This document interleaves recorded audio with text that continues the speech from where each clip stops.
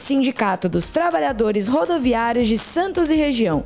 Oferece aos seus associados assistência médica e odontológica, assistência jurídica e entretenimento. Associe-se. Avenida Conselheiro Nébias, 262, Vila Matias, Santos. Telefone 3228-9200.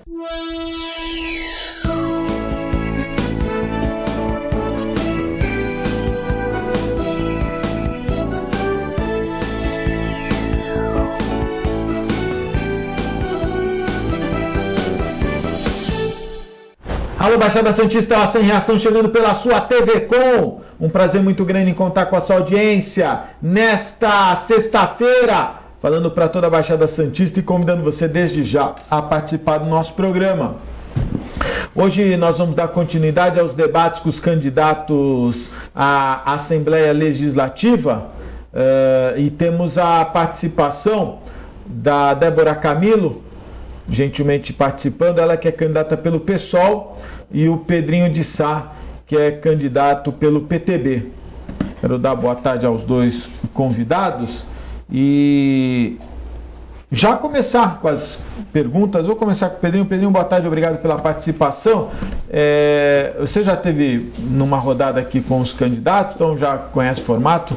A Débora a primeira vez. É importante destacar que a gente sempre aborda, né, os temas mais importantes, aqueles que mais se discutem na nossa região. Eu queria aproveitar que você está aqui, porque ontem nós tivemos a participação da Eneida Cury e da Maria Lúcia Prandi, não é? Elas que são candidatas à Câmara Federal, e um tema que ficou muito, se debateu bastante, foi a possibilidade da utilização de hidrovias, né? O sistema de transporte coletivo através de hidrovias.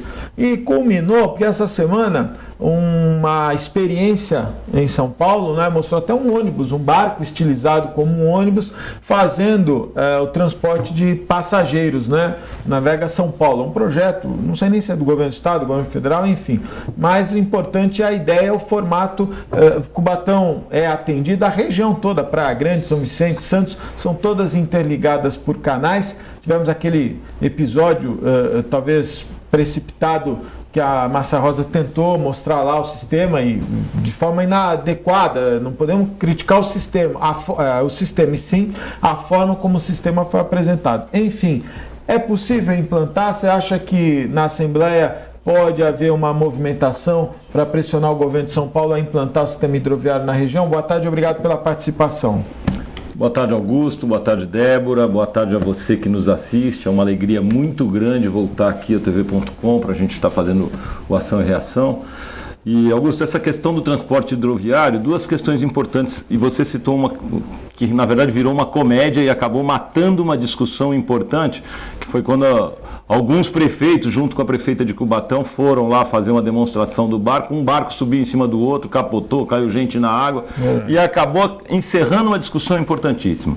Um outro evento que era muito importante na questão do transporte hidroviário, antigamente funcionários da Cosipa iam de barco para Cubatão, porque a Cosipa tem um porto, então descia do ônibus ali na cidade, pegava o barco, descia na Cosipa, evitava ônibus na estrada, também foi abandonado. O transporte hidroviário exige que haja uma integração do barco com o complemento. Para chegar até a porta do lugar onde você vai, tem que ter o ônibus, tem que ter um transporte coletivo eficiente, complementar. Então essa eu acho que é a grande dificuldade. Se o sistema de ônibus não estiver integrado com o barco, a pessoa pagar uma passagem só, não funciona. Mas eu vejo barco e trem, principalmente na nossa região, que tem trem que atende o trilho, já está lá colocado, como eu falei da outra vez, vem desde lá da área continental, vem desde o litoral sul até o centro de Santos. E um sistema hidroviário, que a gente tem canais que vão Bertioga, Guarujá, Cubatão, Santos, São Vicente, estão interligados pelo sistema hidroviário. Então, com uma malha bem ajeitada, com um projeto bem feito, eu não tenho dúvidas que a hidrovia é uma grande alternativa. Os transportes de massa são a única alternativa viável para poder a gente melhorar a questão da mobilidade urbana, que tem sido uma tragédia. Fora esse, é bicicleta, que é um tema separado. É verdade. Débora, boa tarde, obrigado pela participação. Você tem escutado muitas reclamações dos seus... das pessoas que você aborda quanto à questão do transporte municipal, aliás, transporte coletivo. Você acha que é possível integrar outros modais nesse sistema? Boa tarde, boa tarde, Pedro. Agradeço a oportunidade. Peço desculpas pela primeira vez que não pude estar presente por conta de um contratempo de trabalho. E assim, o que nós mais ouvimos são as reclamações, principalmente quanto ao transporte que não é público, né, o transporte coletivo. Né, a questão da mobilidade urbana, infelizmente, na nossa região, os projetos eles não se conversam. Né? Então, nós temos hoje a questão do VLT, nós temos hoje a questão do túnel, então nós temos vários sistemas ligados ao transporte, à mobilidade urbana, que nós vemos que não se complementam. Então, o que acontece? Nós temos alguns projetos que poderiam avançar até essa questão do transporte rodoviário e que não se dá muita importância.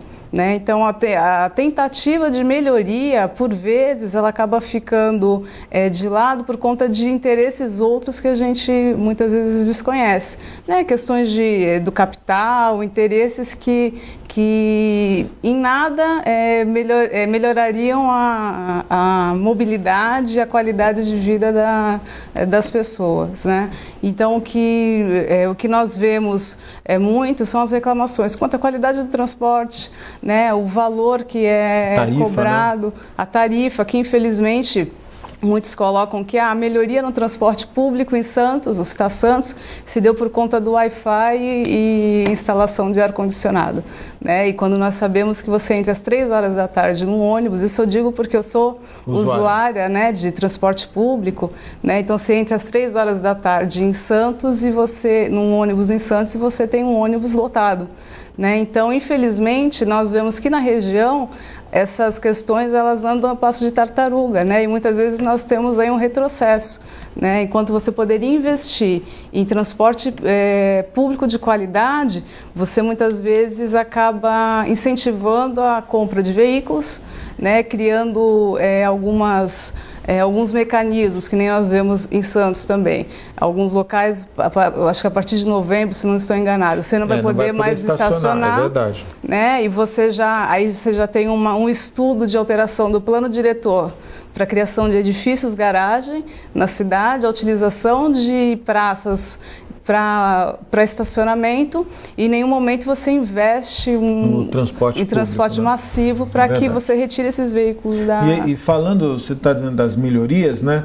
Eu sou, lógico, sou a favor que tenha Wi-Fi, que tenha ar-condicionado, mas acho que parte do princípio de que o que já está no contrato e deveria ter, que é o ponto de ônibus, o abrigo de ponto de ônibus, você vê uma dificuldade muito, não sei se Cubatão é assim, mas em Santos, pontos com muito fluxo de passageiros não tem abrigo, é aquele, agora virou uma moda, eles colocam um pauzinho com um pé, né, que ele é móvel, é ponto móvel. Quer dizer, a empresa ela não consegue cumprir o mínimo, que é o que já está no contrato, né, e aí dá o Wi-Fi. Puxa, mas não pode dar um abrigo também, Pedrinho? E além disso, Augusto, a questão do horário.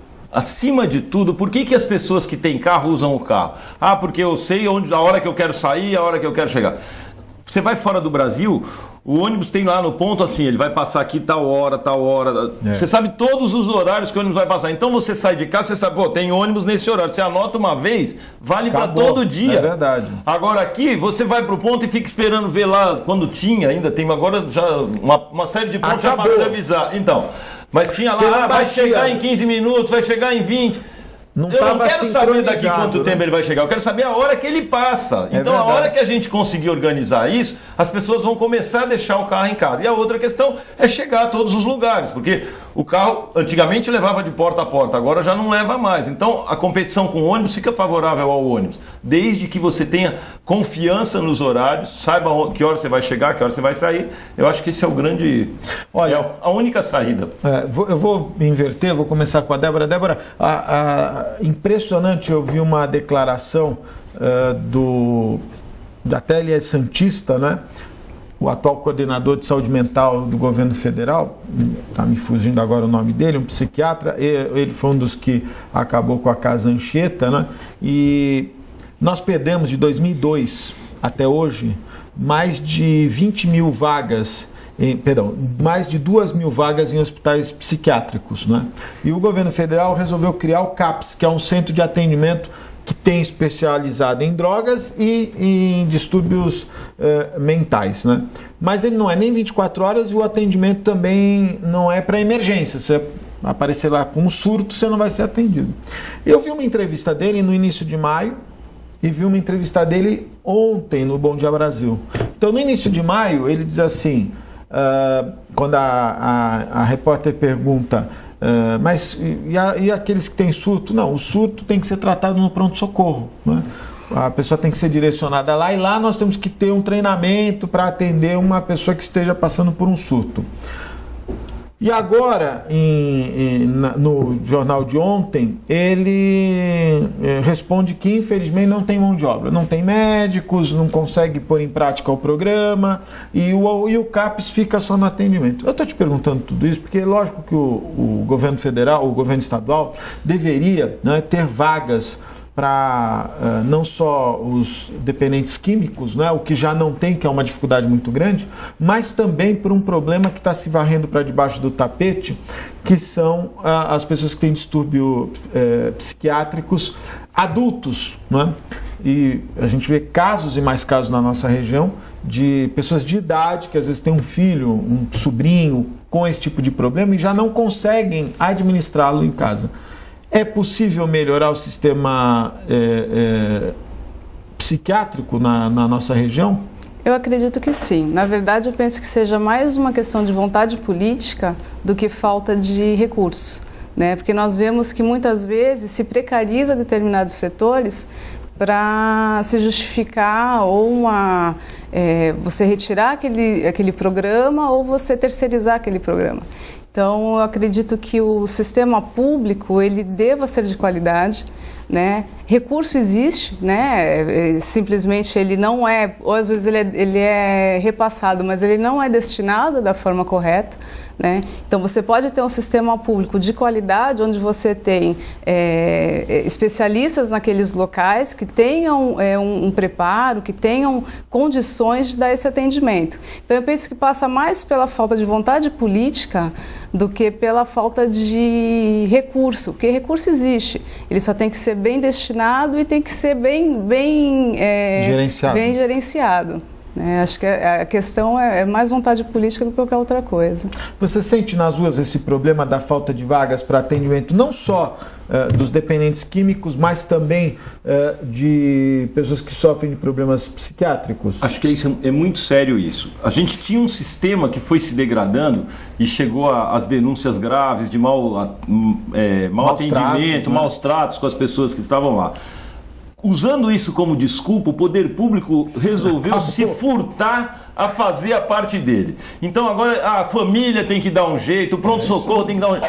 Chega um cara num surto no pronto-socorro, ele tumultua o atendimento, ele acaba com o atendimento, inclusive com a condição de trabalho do médico, porque vira aquele estresse total dentro do pronto-socorro. Não é especialista, não é o local adequado para levar uma pessoa em surto. Então eu entendo que tem que haver os lugares que você pode abrigar, inclusive, porque tem famílias que trabalham, a pessoa não consegue trabalhar, não consegue garantir o sustento, porque tem que dar atendimento. Tem pessoas que exigem uma atenção especial e o que tem que ter é qualidade de serviço. A gente tem que parar de arrumar uma desculpa, não vamos mais fazer, cada um que se vire.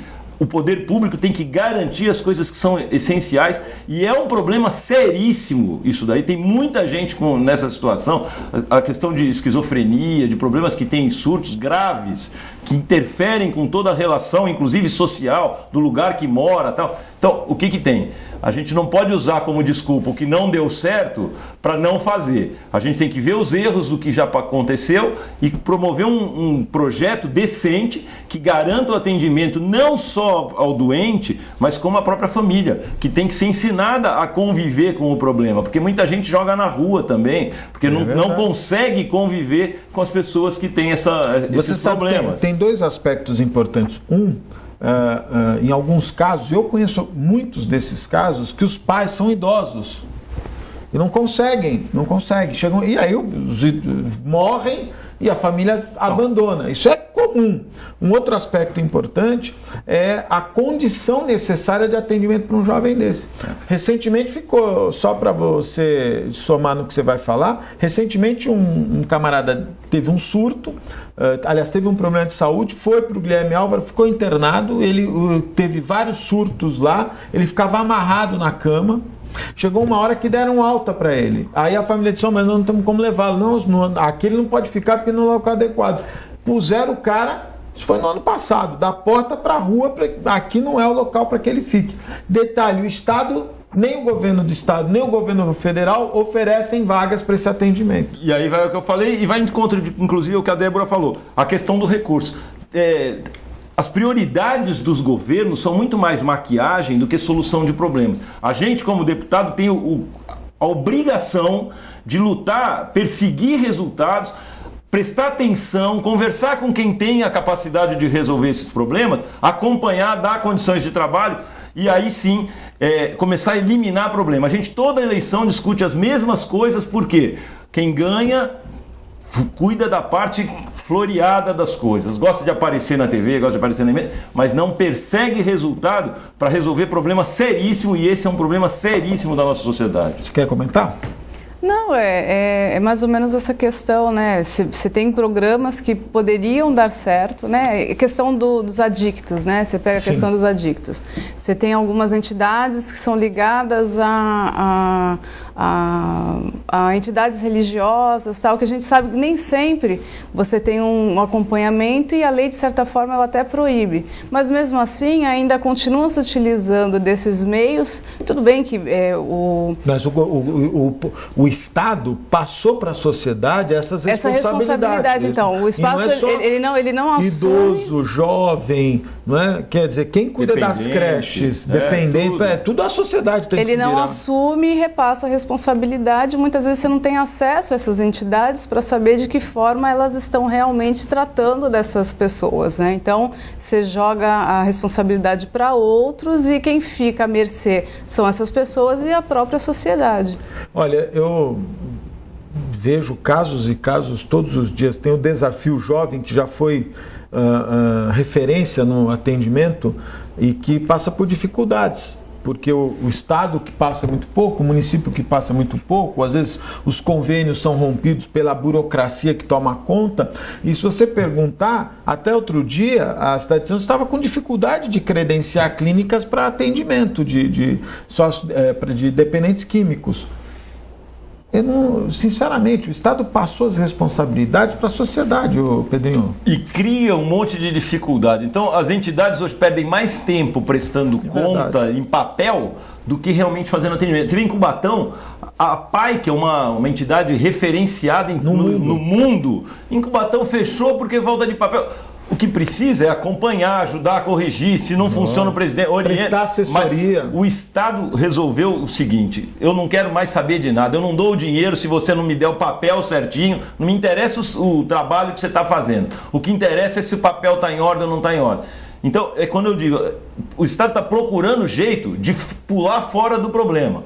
E a nossa função é garantir que o Estado esteja dentro do problema, ajude a resolver o problema, garanta recursos, acompanhe, oriente, dê treinamento, fiscalize as entidades, mas o que não pode é deixar a própria população tentando resolver problemas que ela não tem capacidade para resolver. O que você falou, tem gente idosa que não tem a menor condição de dar suporte para o filho, e aí ou vai abandonar, ou então vai ser refém disso daí. Aí a gente vê as coisas absurdas que a gente vê até de filho que mata pai e mãe, umas coisas totalmente que a gente, quando vê na televisão, acha um absurdo. Mas por quê? Porque a gente acha um absurdo e os políticos, que são quem tem o poder de ajudar a resolver para evitar que isso venha a acontecer, só assistem na televisão. Mas olha, é melhor eu não me meter nisso, que aqui é muito problema.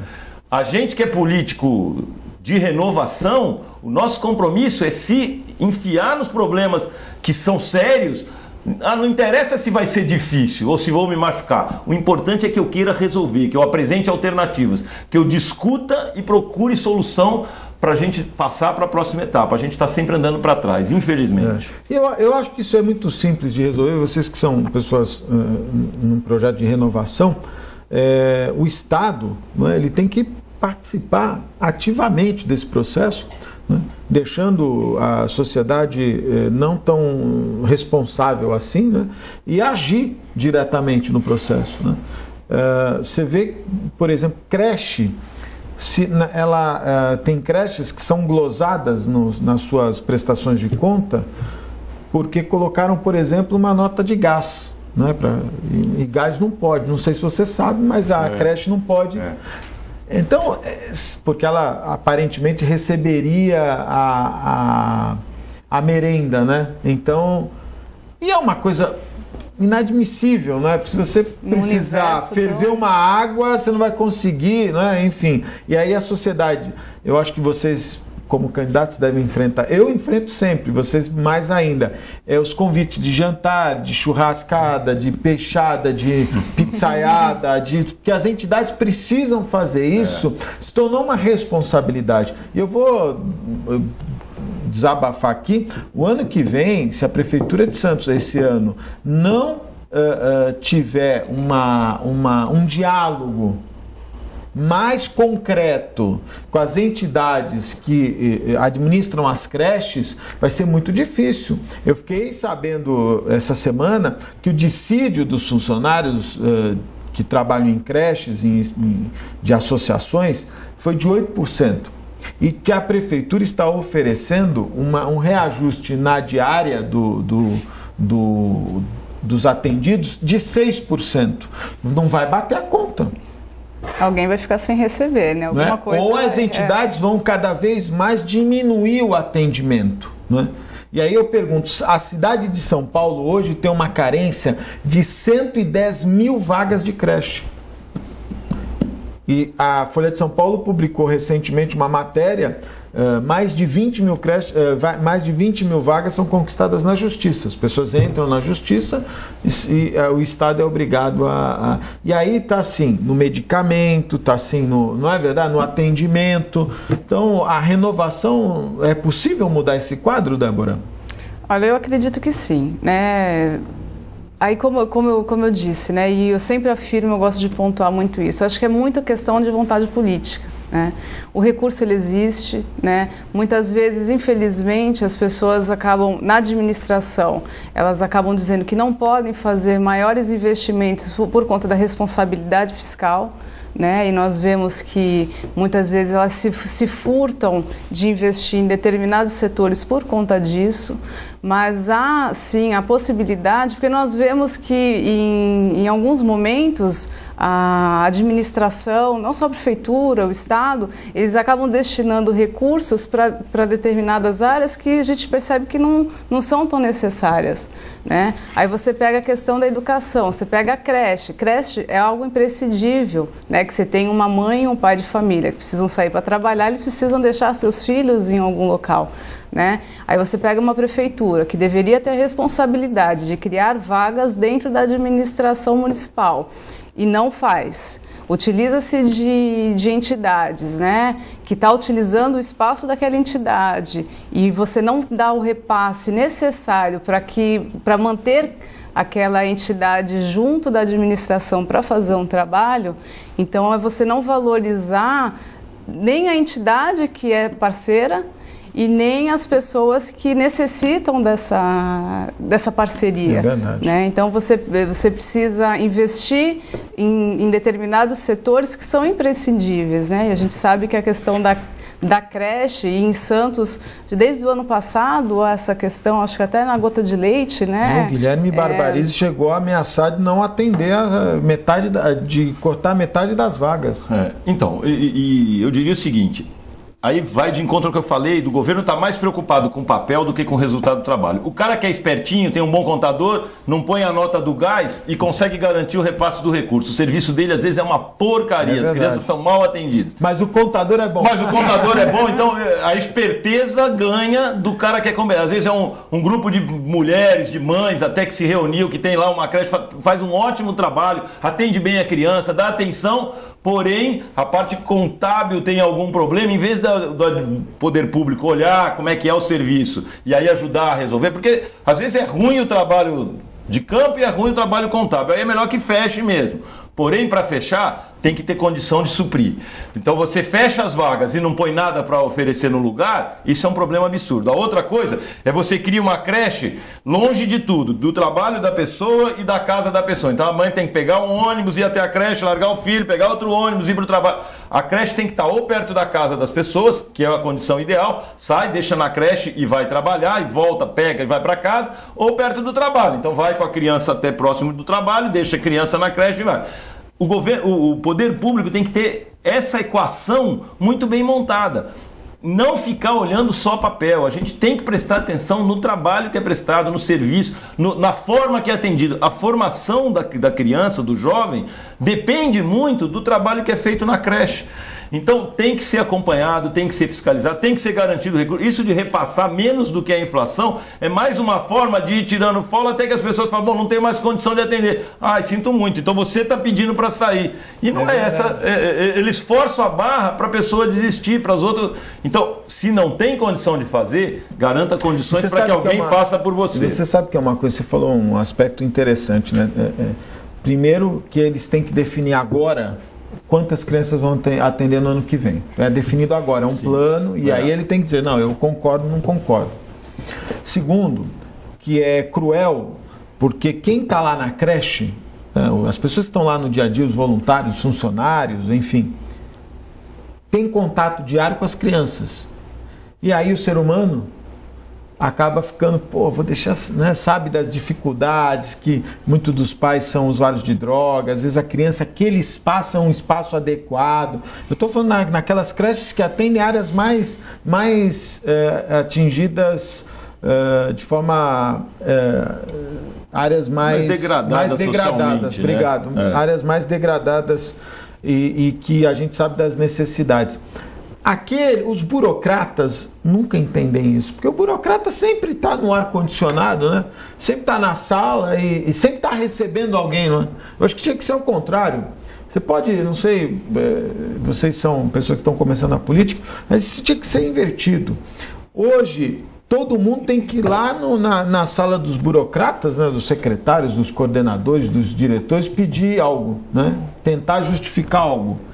Por que esses secretários, diretores, coordenadores não vão até o local para entender o que está se passando? A política passa muito por isso também, viu, Pedrinho? Está se fazendo isso, a gente sabe que quem tem empresa, né? Se o cara não for lá no chão da fábrica, né? Se o cara não for na área de produção, na sua loja, não olhar, ele não vai saber o que está acontecendo. E me parece que o poder público se enclausurou em celas, né? Naquelas salas onde eles criam todas as... Isso não é a Prefeitura de Santos, não. São todas as prefeituras, são todos os governos. É inacreditável como os gestores não conseguem ver o que está acontecendo. E eu falo isso por todos os candidatos, porque se a gente vê a propaganda da Dilma, da Marina, do Aécio...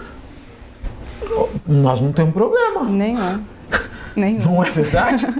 Vivemos na Suíça e não sabíamos. A Dilma apresentou um projeto sensacional, um projeto de segurança maravilhoso. A pergunta que faço é por que não implanta já? Está no governo há 12 anos e não cadê, né? A Marina, a mesma coisa. Não é? Quer dizer, o Aécio, a mesma coisa. Quer dizer, os governos estão aí.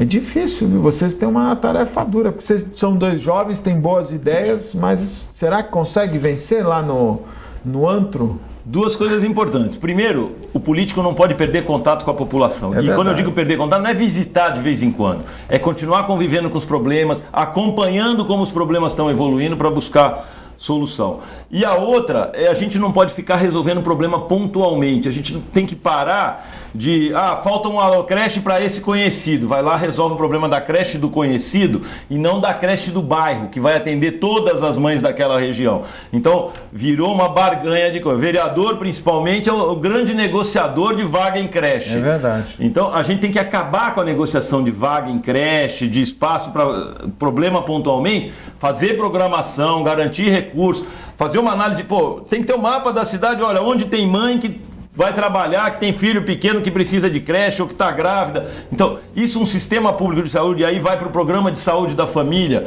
que pode monitorar o que está acontecendo em toda a sociedade, porque ele está dentro dos bairros.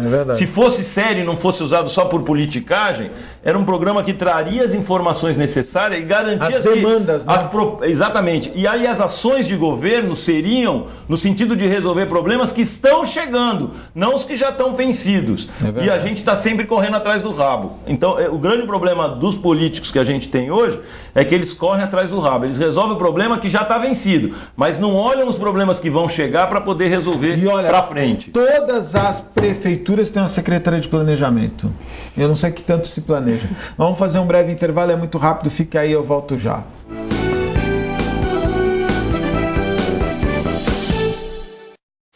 Com o objetivo de atender cada vez melhor, o Plano de Saúde Santa Casa oferece a você e a sua família uma ampla rede de atendimento em Santos, São Vicente, Praia Grande, Cubatão e Guarujá. Além de contar com a melhor equipe médica e multiprofissional do litoral paulista. Plano de Saúde Santa Casa de Santos. O melhor atendimento em plano de saúde. 3226-6200.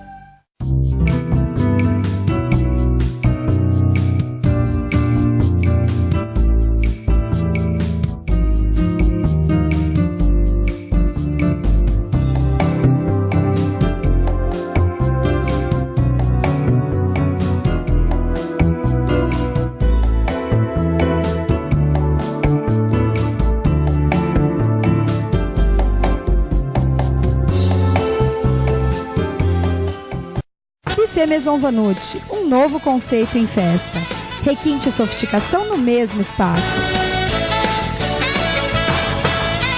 Atendemos todos os tipos de eventos, aniversários, casamentos, festas infantis e confraternizações. Venha conhecer nossos ambientes e faça o seu orçamento. Buffet Maison Vanut, Avenida dos Bancários, 42.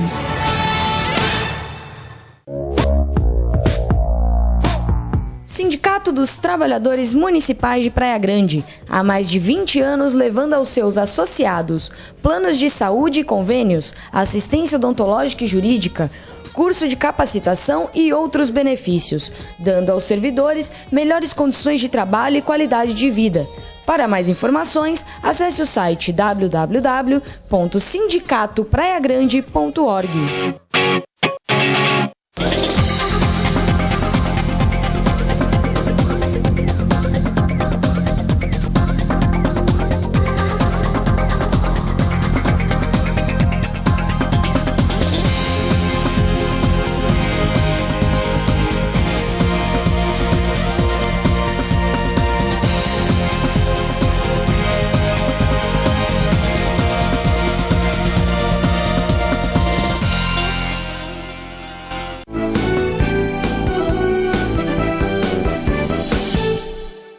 Estamos de volta ao vivo, mandando um abraço especial, meus amigos da Usan, 32288000, ou acesse o site www.usan.com.br.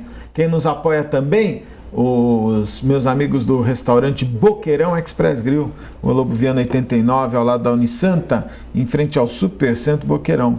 Restaurante Boqueirão Express Grill. E os meus amigos do Incatep, o primeiro e verdadeiro centro de excelência portuária, o Incatep qualificando a mão de obra do trabalhador portuário e preparando para o mercado de trabalho.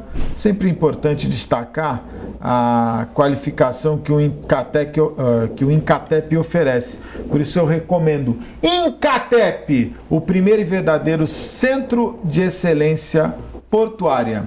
nesta sexta-feira nós estamos recebendo a presença do Pedro de Sá, ele que é candidato a deputado estadual pelo PTB, e também a Débora Camilo, ela que é candidata a deputada estadual pelo PSOL. Né? O PSOL tem candidato a presidente? Luciana Genro. Luciana Genro, é verdade. O PTB não tem candidato a presidente, o PTB apoia, né? Aécio. E no governo do estado, o PTB tem candidato... Apoia o Alckmin. O Alckmin. E Maringoni. Maringoni. Então o pessoal saiu com chapa completa. Chapa completa, muito bom. Nesse aspecto, vamos falar um pouquinho de representatividade da Baixada Santista. Muitos dos nossos entrevistados têm reclamado, Pedrinho, que a Baixada perdeu representatividade, né, nos últimos anos, na Assembleia e na Câmara Federal, por conta da expressiva votação que candidatos de outras regiões têm. Né? Como nós somos uma região pluralista, né, você tem gente de todas as partes, eu até entendo ser natural. O que não acontece em algumas regiões, onde o candidato da região recebe uma votação bastante expressiva. Isso é um fenômeno interessante. Você acha que esse ano a região consegue, de verdade, ter uma representatividade adequada ao seu colégio eleitoral? Eu acho, acima de tudo, que se a gente não tem representatividade é porque o eleitor não encontrou nos candidatos que se apresentaram em outras eleições opções que valessem a pena. Eu vejo essa eleição de 2014 como uma oportunidade ímpar, uma quantidade enorme de gente que representa a renovação, que representa trabalho sério, que ou tem uma história já de trabalho público, ou tem uma proposta de trabalho público no sentido de resolver problemas, que é compatível com aquilo que a gente viu nas manifestações de rua do ano passado, com o que a gente escuta, que eu quero, tem que mudar. A minha grande preocupação para essa eleição é a questão do eleitor que fala assim, eu não quero nem saber mais, não quero saber de política, detesto esse assunto, não vou mais tratar disso. O recado que está dando é o seguinte, para mim está tudo bom, emprego está bom, saúde está bom, o futuro dos filhos está bom. Quando a pessoa se isenta de participar é um grande problema. Eu acho que a Baixada tem a oportunidade de eleger um grande quadro de deputados estaduais e deputados federais, gente comprometida de verdade com os problemas da nossa região. E eu estou apostando que dessa vez o eleitor está mais acordado, mais esperto, não vai cair no conto porque continua vindo um monte de gente de fora que nunca mais faz nada, porque às vezes vem um cara de fora, mas ele tem um compromisso, ele continua mandando emendas para cá, continua se relacionando com os prefeitos para tentar ajudar a resolver problema. A grande maioria não faz nada disso, a grande maioria vem aqui, tira o voto e vai embora. Nunca mais volta para dar nenhuma satisfação para o eleitor. E aí tem um cara que faz palhaçada na televisão, um monte de gente vai... Não, eu sou obrigado a falar porque é uma vergonha, porque ele está chamando o eleitor de idiota, e o eleitor que é idiota está falando assim, eu vou votar no idiota maior ainda, que é o próprio representante dele. Então, isso me dá uma tristeza gigante. Eu sou obrigado a falar porque a gente tem que mudar isso. Não dá para admitir que isso continue acontecendo. Pô, você viu que coisa absurda esse negócio tocando? Posso aproveitar que está tocando? Claro. Na quarta-feira nós falamos aqui sobre... Eu, aliás, abri o programa falando sobre isso. Primeiro que eu acho um absurdo a desigualdade partidária, né? O PR, por exemplo, na propaganda para a Câmara Federal, ele destinou todo o tempo para o Tiririca. Todo o tempo. Como se não houvessem outros candidatos. Segundo, é um absurdo, é um crime destinar um tempo tão precioso para fazer humor. Porque esse espaço que eles estão usando são pagos por nós, não vou nem dizer pelos dois aqui, porque eles são candidatos, mas são pagos por nós, contribuintes. E eles estão usando um espaço para fazer humor. E o espaço é um espaço para debate de ideias, exposição de projetos, para que você possa avaliar. E a Justiça Eleitoral, que é tão rígida em tanta coisa, né? Não pode pôr propaganda aqui, não pode fazer, permite as piadas do Tiririca ou do Piririca. Eu até comentei aqui, esses dias eu vi Dona Terezinha equilibrada, uma senhora com um copo d'água na cabeça. O deputado em exercício, ele fazendo polichinelo. Não tem isso é desrespeito ao eleitor. Isso é um absurdo. É um crime eleitoral. É um crime eleitoral. Que ninguém tomar conta. Mas essa dificuldade a gente sempre vai ter enquanto a gente não tiver uma reforma política ampla, né? A gente fala em desigualdade, estava conversando com o Pedrinho um pouco antes, a gente falou das dificuldades de fazer uma campanha sem recurso. Né? Eu sou do PSOL, o PSOL não recebe investimento de empresas, né? Então nós temos aí internet... que você não pode pagar. Que você não pode pagar, nossos militantes não são remunerados, então nós contamos com a colaboração de filiados que militam no partido e você muitas vezes não consegue ter espaço para poder levar suas ideias e ideias sérias, né? Seus compromissos. Então você tem lá, o PSOL tem 47 segundos para poder passar a sua mensagem de todos os candidatos a deputados estaduais. Então, nós não temos como fazer isso e priorizamos o nosso deputado Gianazzi para que ele passe, né, quais são as propostas do partido. Mas, pelo menos, eu discordo disso. Né, quando o partido tem mais de um candidato e concentra num candidato só. Até entendo a estratégia. Respeito, porque o candidato, no caso do Gianazzi, vai para a mídia, né, aliás, ele usa o espaço com proposta. Até entendo. Não concordo, mas entendo. O que eu não posso entender é você ter um tempo tão caro e o cara fazer paródia do Roberto Carlos, e o Eduardo Suplicy está fazendo a mesma coisa. O Eduardo Suplicy foi notificado agora pela Rede Globo porque estava usando imagens de novelas e de seriados, né? A Grande Família, mostrando lá, foi notificado que não pode acontecer isso. E me espanta o Eduardo Suplicy, que é um cara tinha um conceito comigo, um conceito tão alto, se propor a dizer da família quando a necessidade é mostrar, não é, o que o senador poderia mudar ou melhorar, enfim.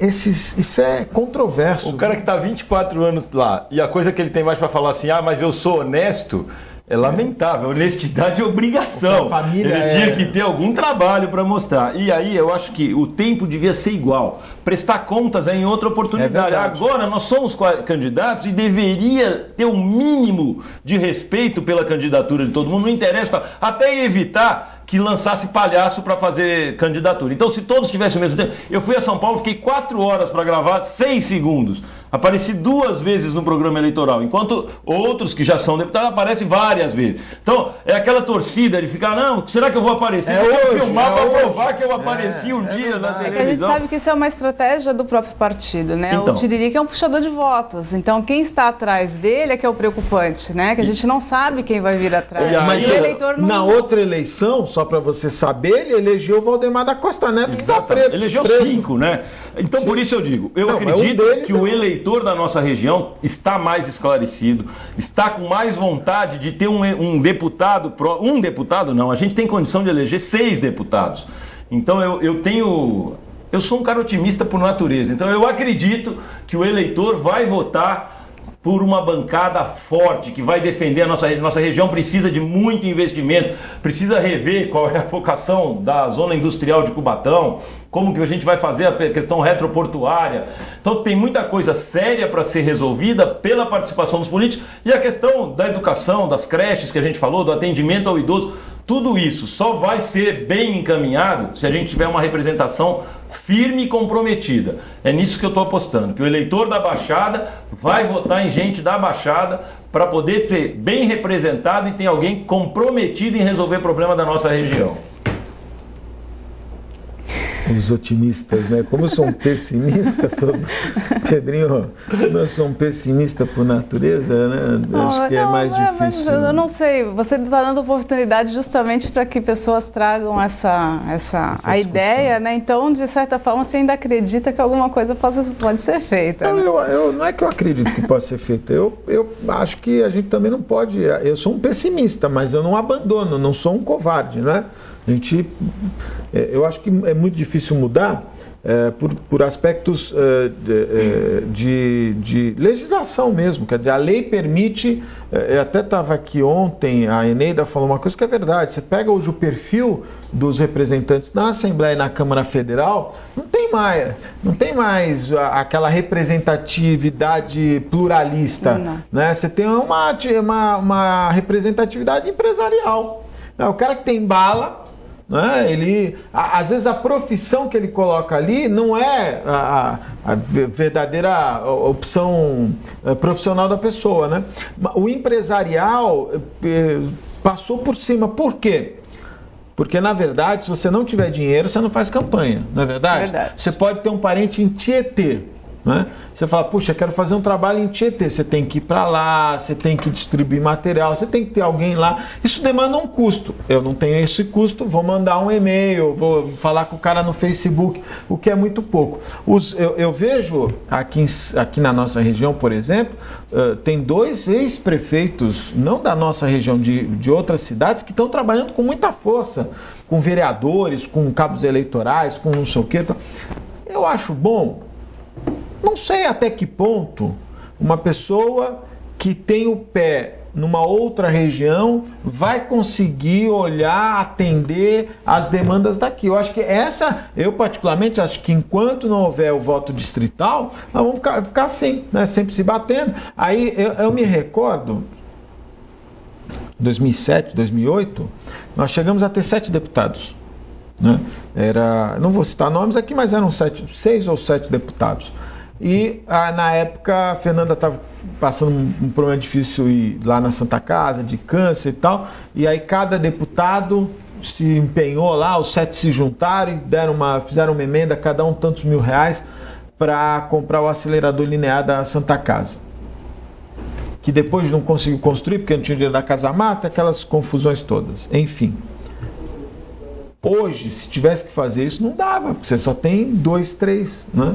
Então, quem mora aqui, quem está votando no camarada de Itu, no camarada de São José dos Campos, tem que pensar que esse deputado ele não vai conseguir dividir as emendas dele em todas essas regiões. Ele vai ter que fazer uma opção. E é lógico que a opção é sempre naquela região que você tem maior interesse político, não é verdade?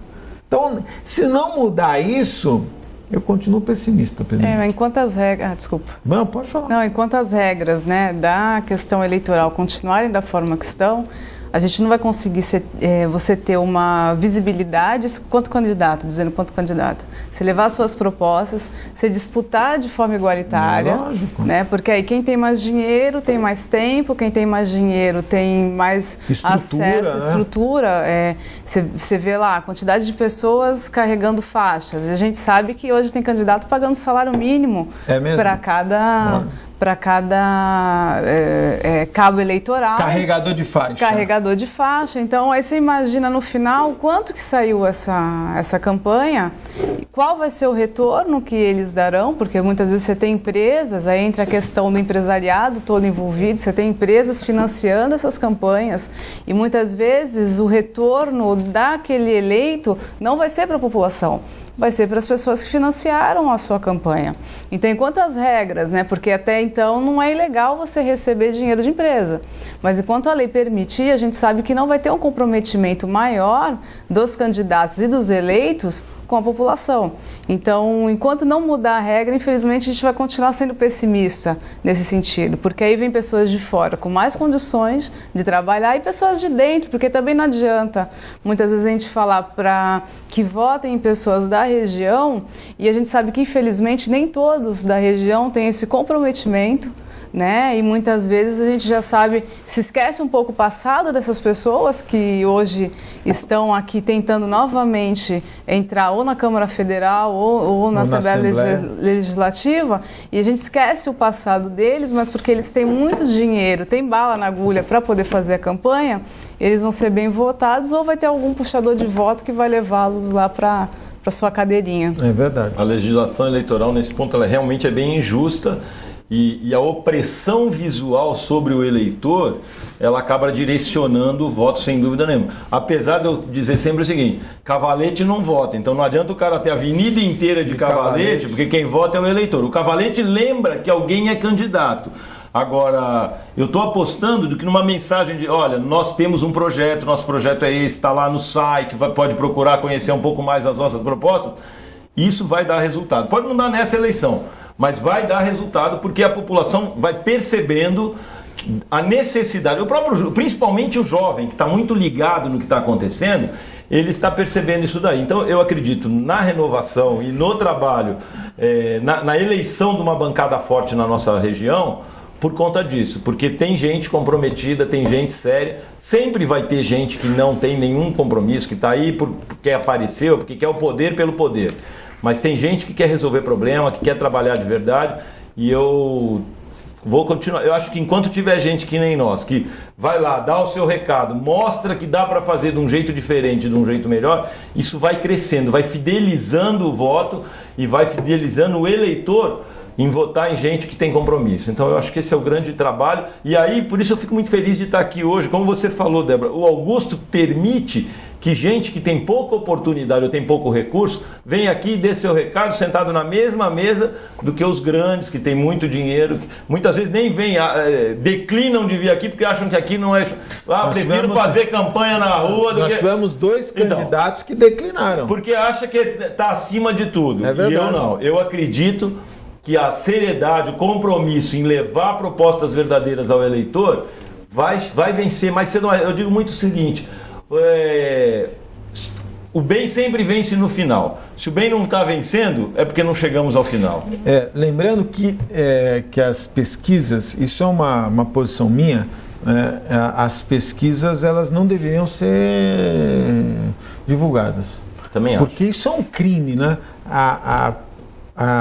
Esse processo todo da Marina partiu daquela primeira pesquisa e você tem 300 institutos, aí o cara põe lá, Marina empatou com a Dilma, aí o Ibope vem, o outro vem e acaba, né? Porque as pessoas que estão indecisas, e o brasileiro tem essa coisa, não gosta de perder, ele vai querer eleger alguém que...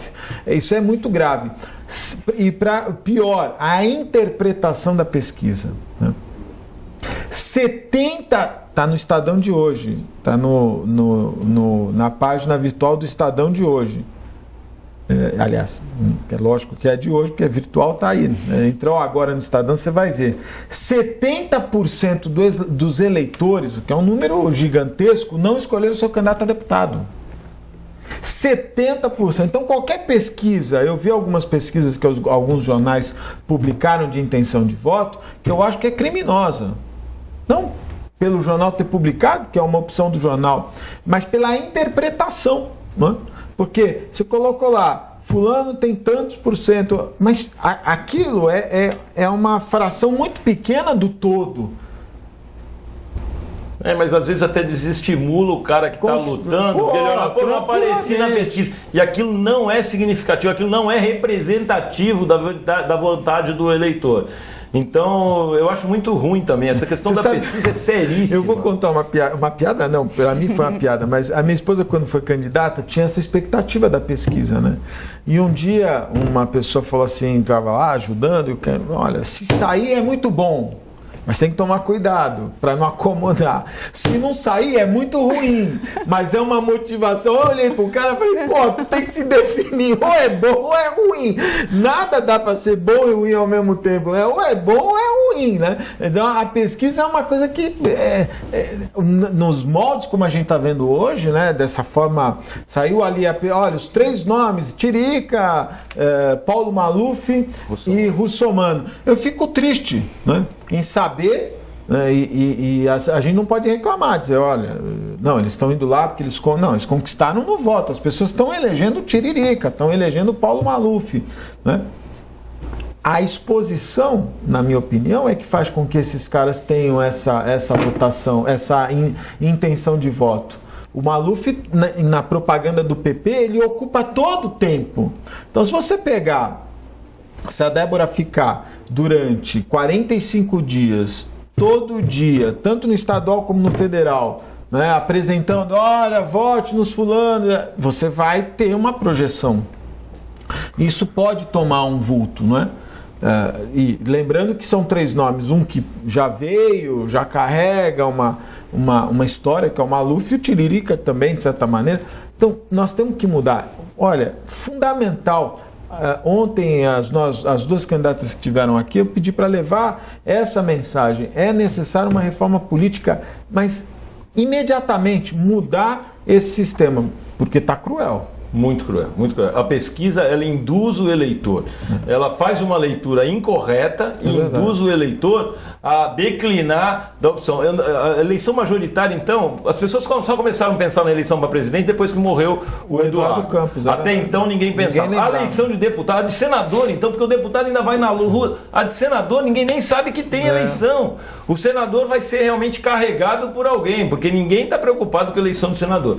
Mas a eleição de deputado, ela é muito injusta quando sai uma pesquisa dessa, porque para muita gente desestimula. O cara para de trabalhar, perde o prazer, ou então não consegue recurso, poucos recursos que ele conseguiria. Ou não consegue convencer o eleitor. O eleitor, mas você não tem chance nenhuma, ninguém vai votar. É a questão então, do voto útil, tem que mudar. Né? É o voto útil. Tem que ter uma reforma política, urgente. Sem dúvida nenhuma, urgente, que procure igualizar os candidatos, torná-los na televisão, no espaço de TV igual e criar mais oportunidades. E obrigar a falar propostas. Sim, claro. Palavras finais, ô Pedrinho, por favor. Augusto, eu queria agradecer mais uma vez por estar participando do seu programa. Queria principalmente agradecer o eleitor, a pessoa que está aí nos assistindo, que está nos acompanhando. Leve a sério a eleição, leve esse recado para o seu vizinho, para os seus amigos. Não fique escondido dentro de casa. A pessoa que se preocupa, que se interessa por política, que assiste os debates, deve levar essa mensagem adiante, deve plurificar essa questão. Por quê? Porque muita gente realmente está desligada, muita gente não tem candidato. E você que já escolheu o seu candidato, que acredita nele, seja parceiro,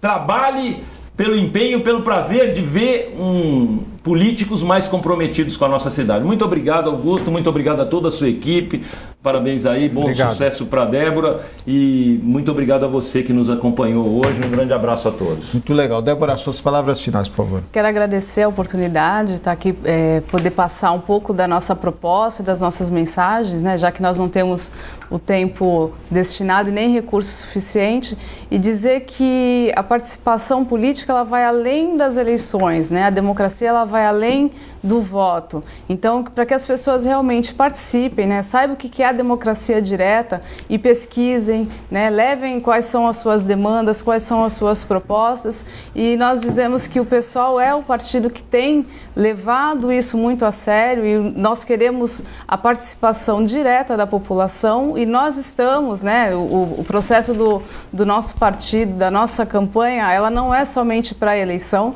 Nós já vimos acompanhando os movimentos sociais e de vários setores da sociedade. Nós sabemos que esse desestímulo da população é justamente porque nem sempre as demandas que a sociedade tem são que são levadas pelos eleitos, né? Então, agradeço a oportunidade, peço para que vocês reflitam, né, e peço, né, o seu voto e o seu voto de confiança. Muito bom. Eu estou encerrando o programa de hoje. Quero agradecer aos nossos telespectadores pela semana. Dizer que nós voltamos na segunda-feira, 1h15 da tarde, ao vivo, direto aqui dos estúdios da TV Com. Desejar um bom final de semana, uma excelente tarde, um ótimo dia e até segunda, se Deus quiser e Ele há de querer. Tchau.